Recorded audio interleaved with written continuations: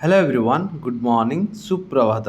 तो सांग माने आपण मानकु मु आज बहुत किसी कहवाक जाऊँगी जो कि आपण जदि जॉब करुँच कि बहुत ऑफिस जाऊँच तो आपण निहाती 8 ରୁ 10 घंटा चेयर रे डेली बसुँच जोटा कि आपण मानक पय बहुत विपज्जनक हो पारे। तो से सबू pain relief back pain relief करने आपण कौन करेंगे ये 5टी एक्सरसाइज नुह ये 3टी एक्सरसाइज करेंगे। तो देखुए प्रथमटी जा सारी बर्तमान आम सेकेंड आड़ को आसिले एबे आम तृतीय एक्सरसाइज को जीवा जोटा कि आपण देखिपारे कौन कौन करार अच्छी बहुत इजी अच्छी। तो से मत कि एक्सप्लेन करवा दरकार ना।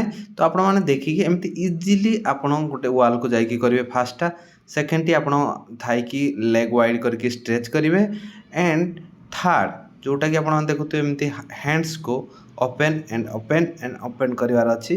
ये एक्सरसाइज निहाती भाई करूँ आपण देखूँ केमी रिजल्ट मिलूँ। पुणी देखा आगामी गोटे वीडियो सहित जय जगन्नाथ।